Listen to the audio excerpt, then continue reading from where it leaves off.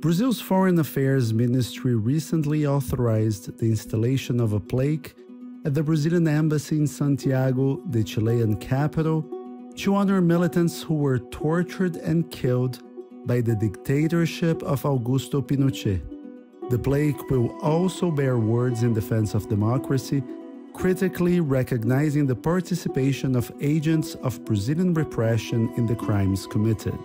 It is well known that the US played a role in defeating Salvador Allende in the 1964 elections, financing the opposition, and that when he won in 1970, it backed anti-Allende protests such as the truckers' strike after Allende tried to nationalize their industry. Recently declassified documents even show that President Richard Nixon was briefed on the planned military takeover in 1973. But what role did Brazil play in Allende's downfall? That is what we will explain this week. My name is Gustavo Ribeiro, Editor-in-Chief of the Brazilian Report. This is Explaining Brazil.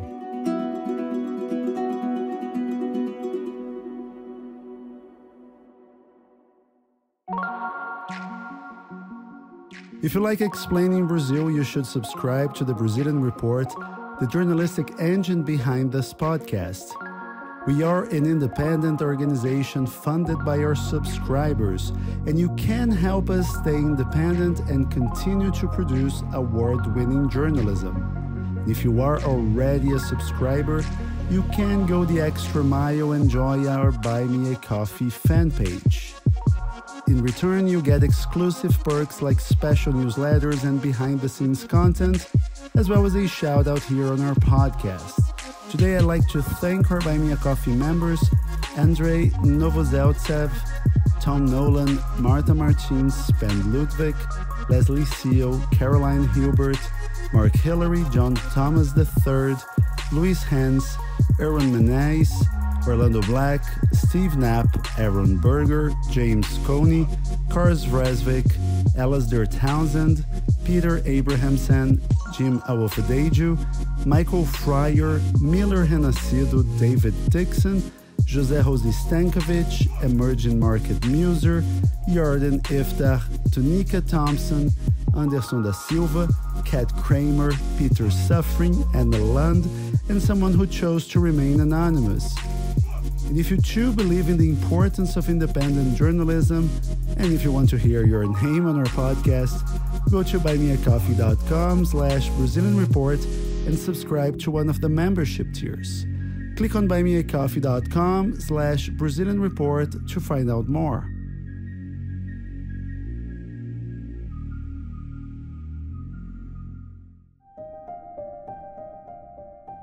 Roberto Simão is a Brazilian journalist based in New York City. In 2021, he published in Brazil the book Brazil Against Democracy, the Dictatorship, the Coup in Chile, and the Cold War in South America. Simão explains how the Brazilian dictatorship, which had seized power in 1964, played an important role in helping Chilean conspirators usher General Augusto Pinochet into power. Roberto, thanks for joining us this week. Before we get into the core subject of your book, which has just gotten a Spanish edition, I wanted you to remind us what the political context was like leading up to 1973. In many ways, Chile is in the 1970s becomes a unique experiment, right? The first time in history when a truly socialist, revolutionary president comes to power by democratic means. And when I say socialist, Allende was different from, for example, social democrats in Europe, in the sense that he was not trying to implement marginal reforms or enlarge the welfare state or things like that. He was actually trying to build a truly socialist economy in Chile by changing the means of production from the private sector to the state, pass in an accelerated pace, major changes in terms of land ownership, and what you would imagine, right, when it comes to transitioning from a capitalist economy to a socialist economy. And this was taking place, of course, in a very, in a country in South America, through a coalition between the Socialist Party and the Communist Party, the Unidad Popular, the Popular Unity, that won the elections in 1970 and won with a very thin margin, right? Something like 37% of the votes. And at the time, Chile didn't have runoffs, so Congress confirmed Allende, but Allende didn't have control over Congress, and he had a very energized base and support from massive social movements in Chile. But he also faced very strong opposition, and of course we have the emergence of a socialist leader in the middle of the Cold War, right, in South America. So countries like the United States, then under the Nixon administration, but also Brazil under President Medici, immediately start seeing Allende as a threat, right? In that Cold War logic of West versus East or capitalist versus socialist. And once Allende ascends to power, what happens then? How does he conduct his business? Yeah, and I think the Allende presidency was both truly socialist and democratic, right? So in terms of socialism, he from the outset he starts implementing these very aggressive reforms to change the economy, so nationalizations, expropriating businesses, and this was done leveraging legislation that already existed in Chile, right? As discussed, he didn't have a strong majority in Congress, but in terms of land reform, he used what the Frey administration, his predecessor, had passed to drastically accelerate the pace of land reform. The same is true for the nationalization of all copper production in Chile. Um, it was a process that began under the Frey administration. Frey was from the Christian Democrats, something like center left.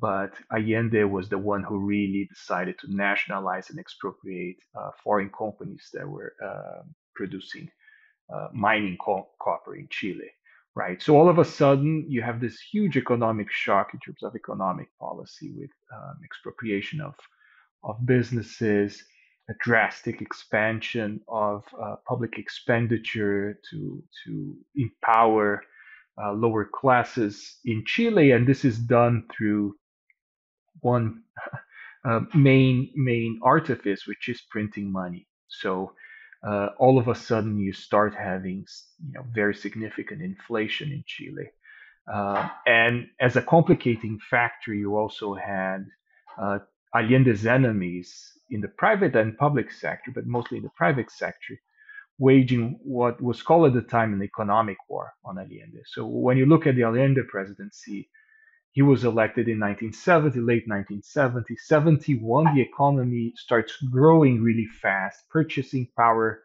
uh, particularly for poorer Chileans, goes up. The output of industries, that's everything. The economy starts responding in a positive way really fast. But when you get to 1972, it's clear now that the economy has overheated. At the same time, social tensions and political tensions are very high, and things start getting out of control, right? And not by coincidence, this is really when the country starts moving towards, a civil conflagration between the left and the right, right? That was again aggravated by the interference of foreign powers, including the United States. Now, eventually, the economy slowed to a standstill and then lost ground. Economy Paul Rosenstein Rodin once wrote that Allende's downfall was caused by poor leadership, poor planning, and a lack of economic realism. Do you think this is a fair assessment at all?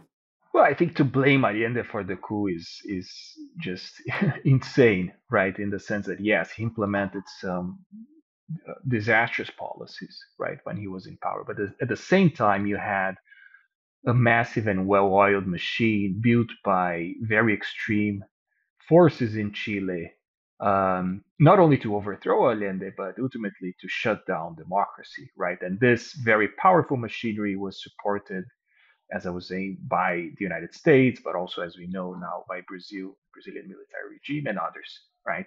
So Allende, as I was saying, he never violated the Constitution. He didn't have a control over Congress. He didn't have control over the Supreme Court, right? Which and both institutions pushed back against his reforms repeatedly, right? And now we know also that just before the coup, Allende was actually preparing to call a plebiscite on his term, the plebiscite that if he were to lose, he would leave power democratically, right? So, one has to bear in mind that 1973 Chile, or Chile in the early 1970s, was the strongest democracy in South America. If you compare Chile to Argentina, to Uruguay, to Brazil, you didn't have that history of military intervening repeatedly in politics, right? You had in Chile something like 130 years of civilian control over government with very minimal interference from the military, right? So that's one of the reasons I think why it took some time for the military in Chile to get involved and decide to overthrow Allende, right? It's interesting, and when you see what was being published in Brazilian media at the time, for instance, everyone of it, the main newspapers published articles saying, why doesn't Chile just repeat what we did in 1964, right, with the generals intervening and stopping Allende? And actually, Brazil would work towards that end repeatedly, but it took them some time to convince and for the military officers in Chile, or most of them, to understand or to think that it would be a good idea, a wise idea, to violate the constitution and overthrow a democratically elected government. But going back to your question, to say that Allende fell because the policies that he implemented were not sound, I think it's just if you say that, you disregard an absolutely critical part of the story, which is a commitment by certain forces within Chile and outside of Chile to overthrow democracy, and a commitment that started really shortly after Allende came to power in 1970. Parties or institutions supported the coup internally in Chile.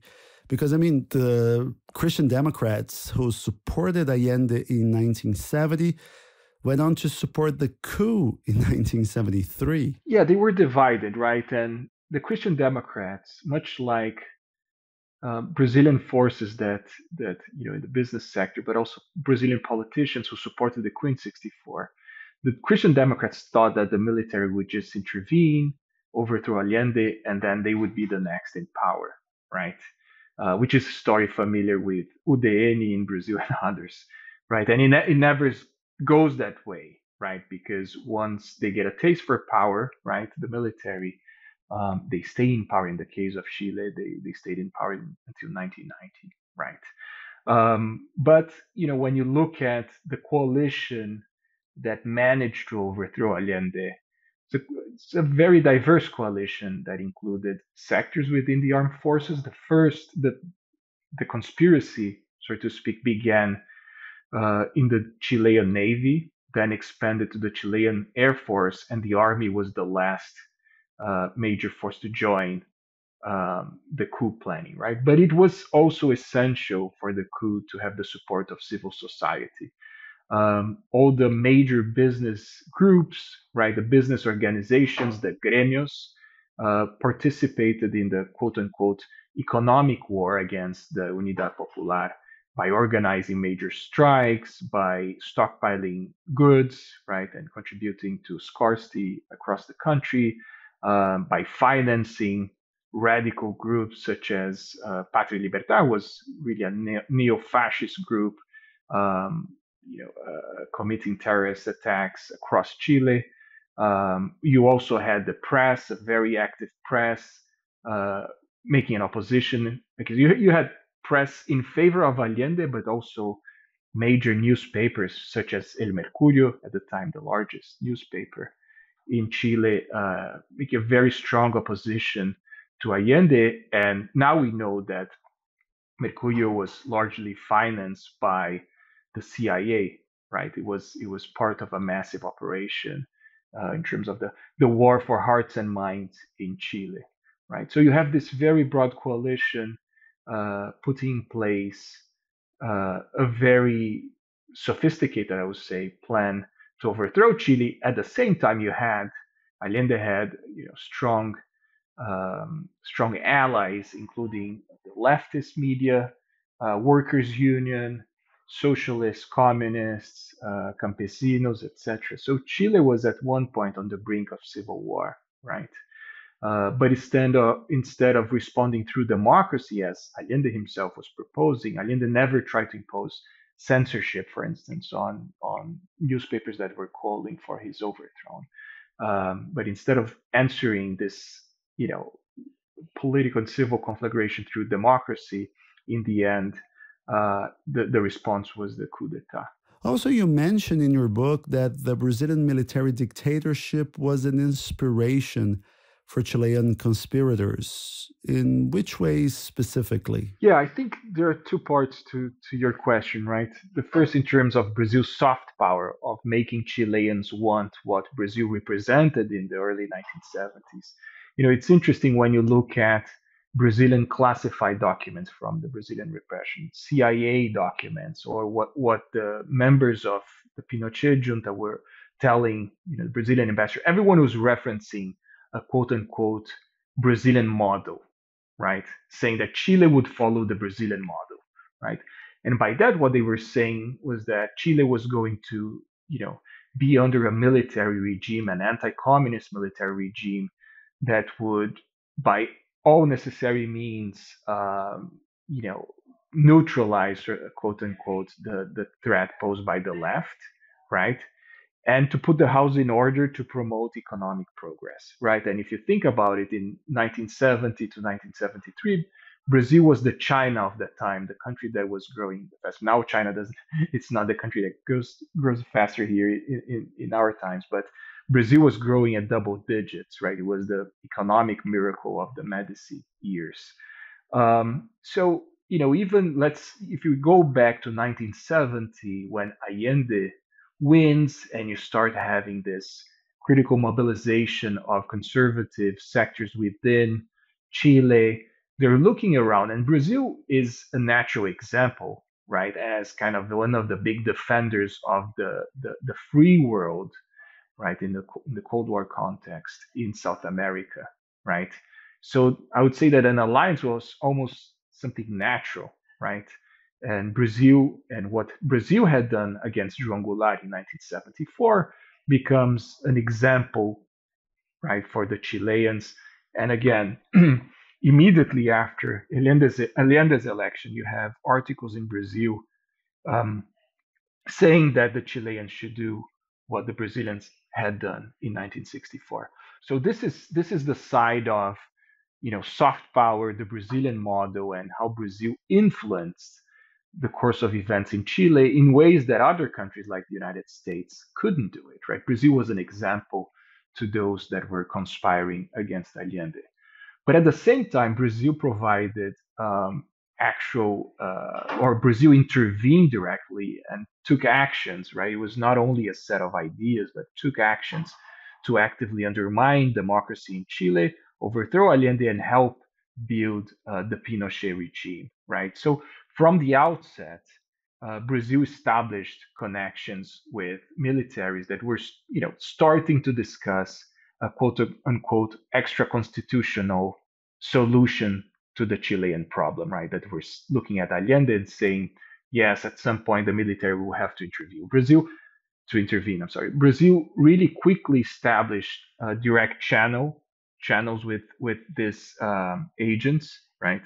At the same time, Brazil started preparing for a civil war in Chile, one in which the Brazilian regime would support the right fighting against the left, right?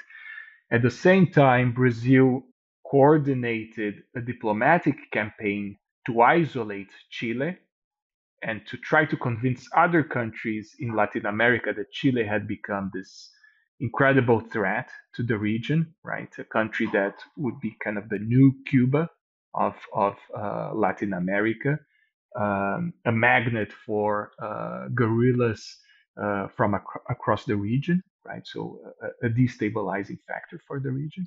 Um, Brazil supported, as mentioned before, radical right-wing groups, neo-fascist groups that were involved in political violence in Chile, most notably Patria y Libertad. Part of the leadership of Patria y Libertad is actually in Brazil at the moment of the coup, had very strong connections to SCNE, the National Information Service that was built in 1964 in Brazil.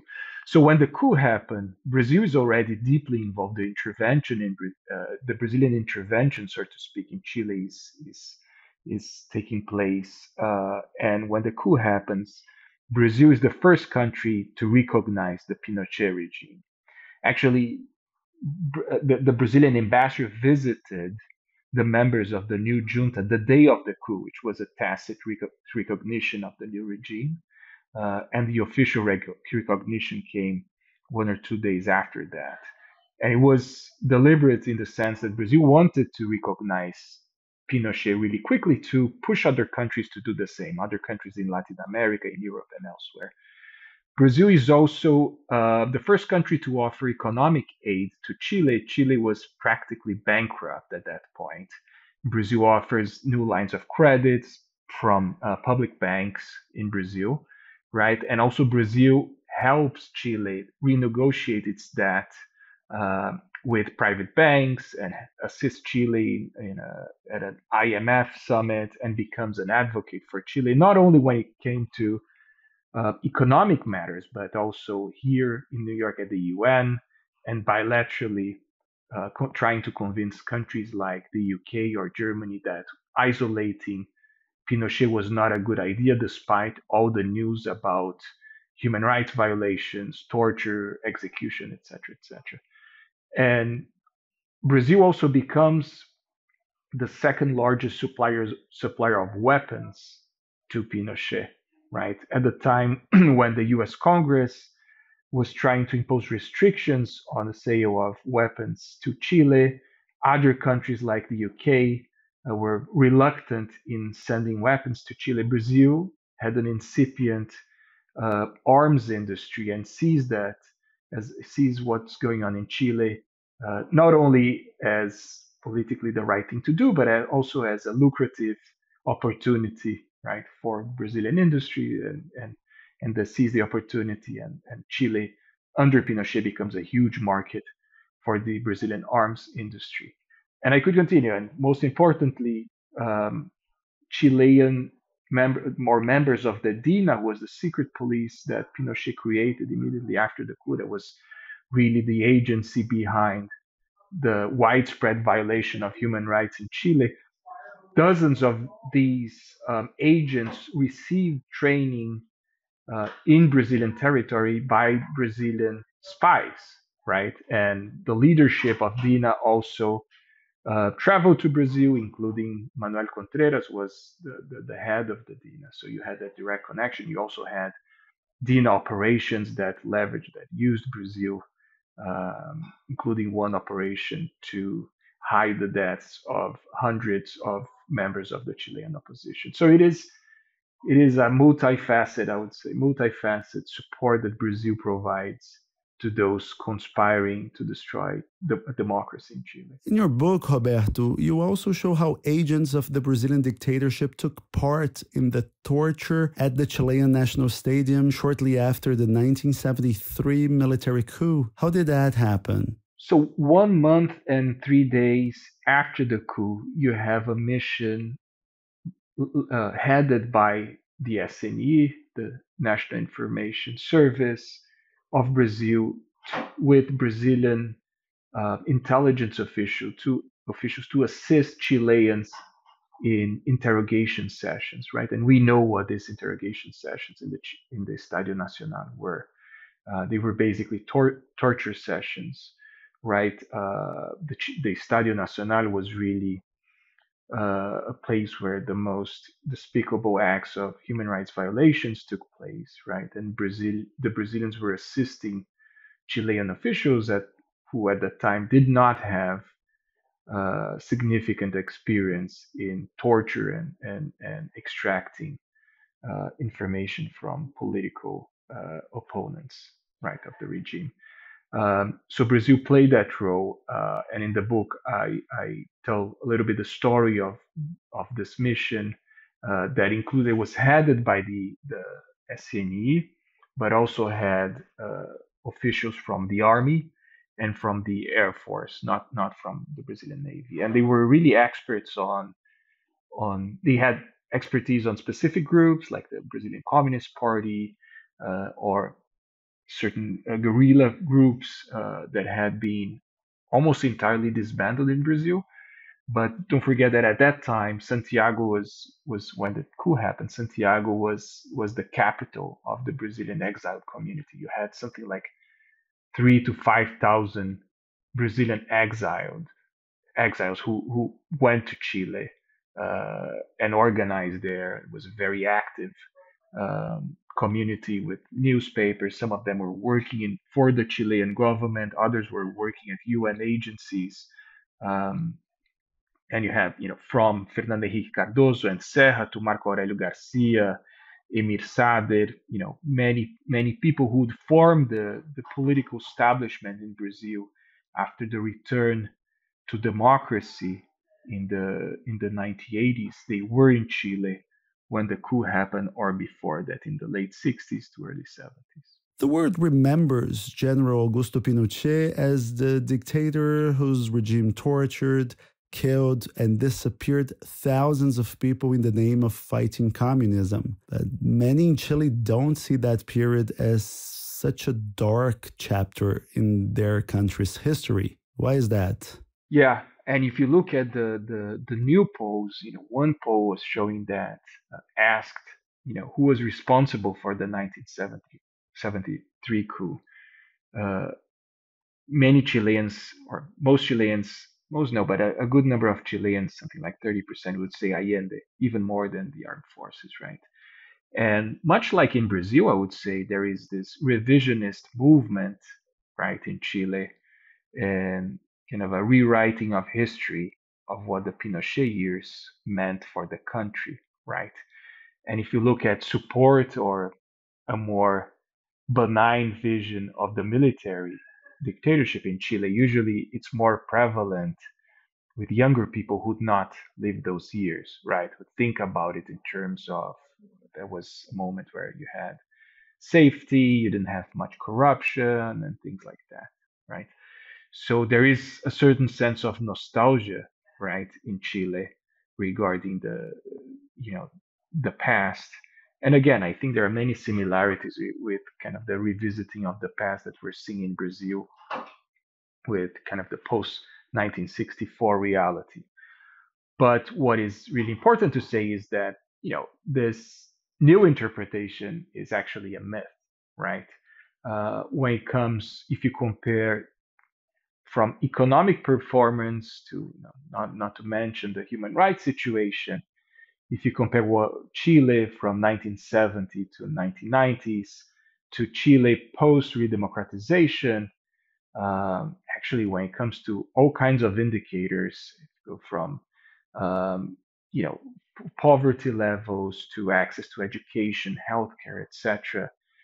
Chile made much more progress under democracy than under the military regime, right? One would object to that, saying, yeah, that was only possible because of the radical changes that were implemented during the Pinochet years, namely the reforms that the so-called Chicago Boys implemented, the radical privatization uh, program and trade liberalization and all that, which is partially true. But at the same time, if you look at what's happening now in Chile, right, the social unrest and the political instability, it's very much a testament to how deficient and problematic that model was, right, in the first place, in the sense that access to healthcare is limited, very limited. Everything is private in Chile. The pension system, which was advertised, was advertised as kind of the solution for emerging countries. Now you have a new generation of people retiring, and they are sometimes receiving pensions that would put them below poverty line.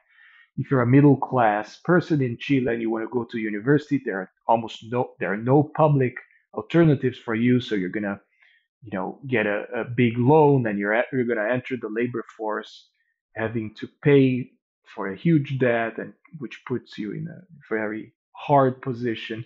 So the deficiencies that we're seeing today are a direct consequence of the radical model that was implemented back then. The answer that many people think is, let's go back to what we had before and have this idyllic version of the past, but it's simply not true. The past was really different. It was one where thousands and thousands of people were tortured and killed, one that also lived with hyperinflation, high unemployment, uh, huge waves of speculation, a privatization process that was permeated by corruption. Now we know that Pinochet enriched many of his friends and family and himself, right? Pinochet, it was found after he left power that he had millions and millions of dollars in offshore accounts across the world, right? In offshore jurisdictions in the United States, in Europe, and all that. So yeah, it is a revisiting of the past, one that animates the right in Chile and the Pinochetista right, but it's one that it's really based on falsehood, on not on real facts. Now, talking about these polls that you mentioned, they show that only a quarter of Chileans were interested in the 50th anniversary of the coup, and nearly 70% believe that it is an issue that divides the country. How do you see these findings? Because, I mean, acts of violence marred a march honoring victims on Sunday, which is yet another example of how the legacy of the coup and the country's relationship with democracy remains fraught.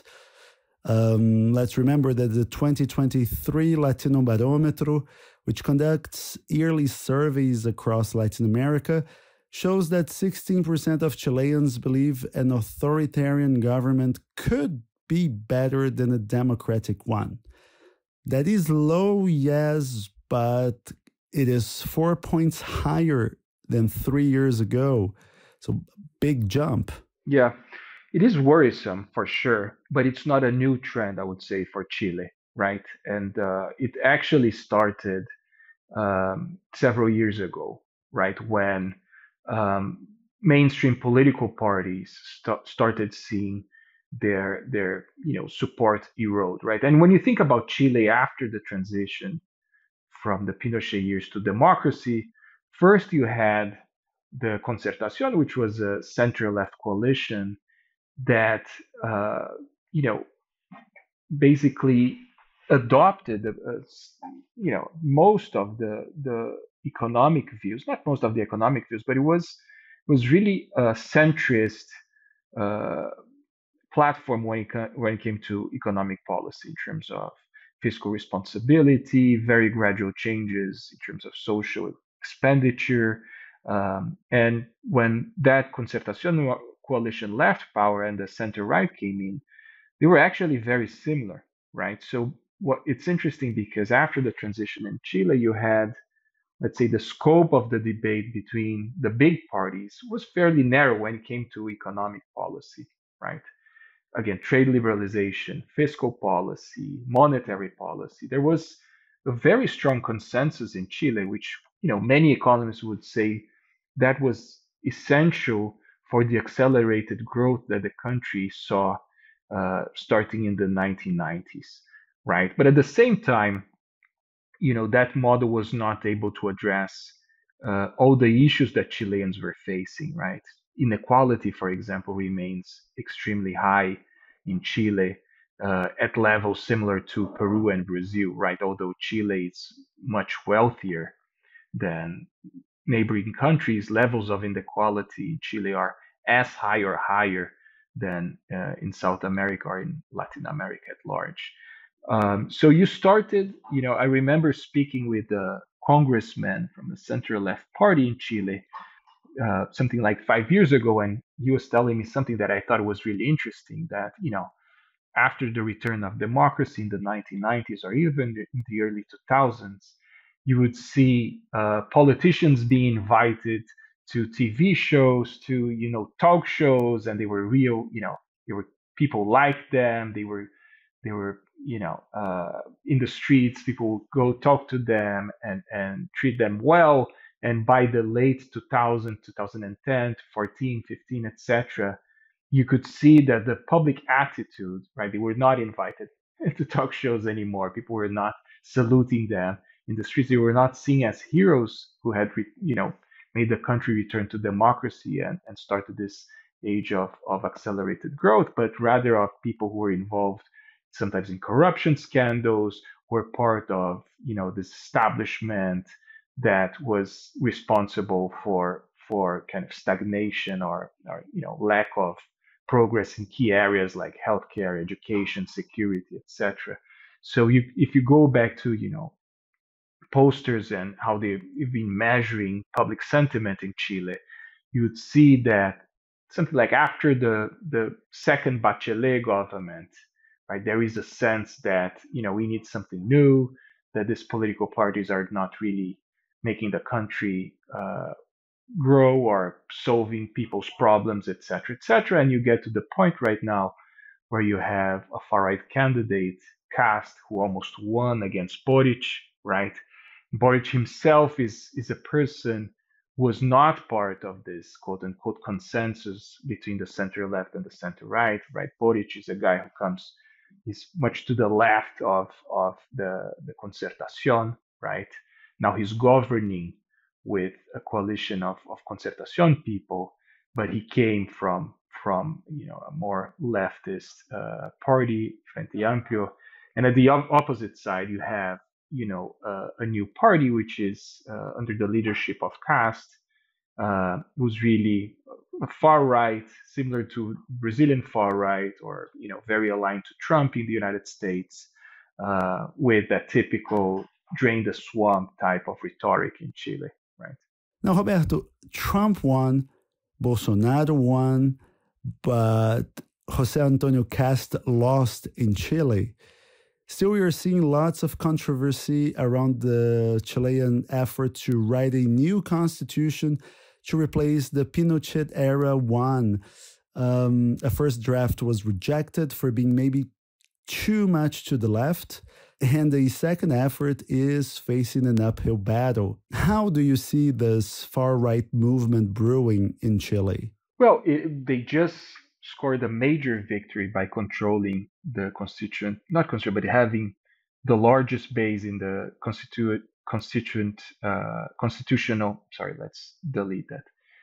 By getting the largest, the they just scored a big victory now by getting the highest number of votes in the assembly responsible for reviewing the new constitution, right? So the right, if you want to say the very conservative of the far right party in Chile has control over the chamber that is ultimately going to be responsible for the constitution, and the constitution is going to be put to a popular vote, and based on the polling that we're seeing, probably the no, right, will win. So Chile would not have a new constitution. It remains to be seen. We still have 2 or 3 months before the vote, but it's unlikely that Chile will have a new constitution anytime soon.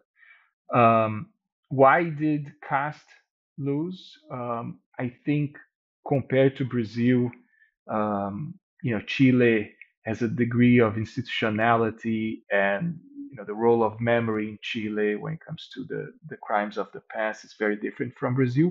But the truth is that Cast almost won, right? It was really by a thin margin. And speaking with people, it remains to be seen. We still have significant time until the elections, but the right is very competitive for the next presidential elections, and the Boric government is having a really hard time governing, not only because of the constitutional crisis, but also because it's been a very convoluted government with internal disputes, a lot of turnaround. Boric, in the middle of the government, decided to reach out again to more establishment figures from the left, who he brought in to help stabilize, one would say, the process a bit. But the truth is that the government is really having a hard time governing in Chile, right? It doesn't have a very good relationship with Congress, and the constitutional crisis is making things even harder for Boric. And Boric does not have a very high approval rating at the same time. So it is a really, the left is in a very difficult spot right now in Chile, and we see an empowered right that has already, I wouldn't say gained control, but gained the upper hand in the constitutional process, and has very good chances of winning the next presidential elections. Would you say that Chile is going through what happened in Brazil with the far right supplanting the traditional right as the left's strong opponent? Or could we say that the establishment conservative movement is still strong enough? No, what we're seeing is basically the extreme right under Cast growing by stealing votes from the traditional Piñera, center right. So we're seeing kind of the far right, expanding and using again the same rhetoric that we've seen in Brazil, in the United States, and we're seeing in Europe with far right movements, right? When it comes to security, cultural issues, the environment, right? So it's a very typical far right in that sense, and also revisiting the past. But I should also emphasize that even with the far right in Chile, we don't see what we've seen in Brazil with Bolsonaro repeatedly celebrating Ustra and Brazilian tortures, right? Cast proposes like a revisiting of the past, and his family was directly involved with those years, but it's not like he's an outright defender of torture as we've seen in Brazil, right? But this new right is empowered, has weakened the UDI and other kind of conservative parties that were not radical enough to take down the establishment. I think that's kind of the story for many conservative Chileans, and it's expanding to the detriment of the establishment parties. Roberto, thanks for being with us this week. Roberto Simon's book is called Brazil Against Democracy, the Dictatorship, the Coup in Chile, and the Cold War in South America. In Spanish, it is titled El Brasil de Pinochet, or Pinochet's Brazil. If you read in Portuguese or Spanish, you will find a link to the book in the show notes. And if you like explaining Brazil, you should give us a 5-star rating wherever you get your podcasts. It takes only a second, and it will help us reach a wider audience. Or better yet, subscribe to the Brazilian Report, the journalistic engine behind this podcast. We have a subscription-based business model, and your memberships fuel our journalism and keep us going and growing. Thanks to our subscribers, we have been able to cover Brazil and Latin America extensively, and our work has won or been shortlisted for several international journalism awards. More recently, our newsletters won the Best Newsletter Prize in the Americas from the World Association of Newspapers and News Publishers for a small or local newsroom. And in order to keep doing that work, we need your support. Go to Brazilian.report/subscribe. I'm Gustavo Ribeiro. Thanks for listening. Explaining Brazil will be back next week.